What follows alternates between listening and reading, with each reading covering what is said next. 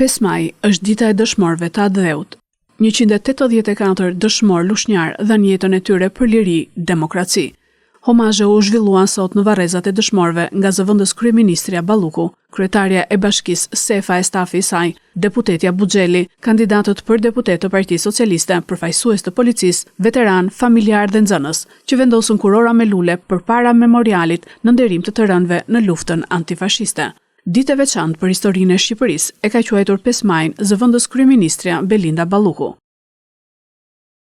Është një ditë shumë e veçantë sot kjo për historinë e Shqipërisë, e cila me kënaqësi identifikoj që vazhdon dhe festohet në breza këtu në Lushim, pasi shumë dje me vajza dhe fëmijë u bashkuan sot në omazhe që kryen varrezat e dëshmorëve. Lavdi dëshmorëve të kombit dhe sakrifica e tyre që gjithmonë shembull i mirë për gjithë shqiptarët. Historia e Shqipërisë ka shumë ngjarje dhe një prej cilave është dhe lufta antifashiste nacional çlirimtare. Prandaj dhe ne, ashtu si kudo në Shqipëri, çdo 5 maj vim në këtë monument për të bërë nderimet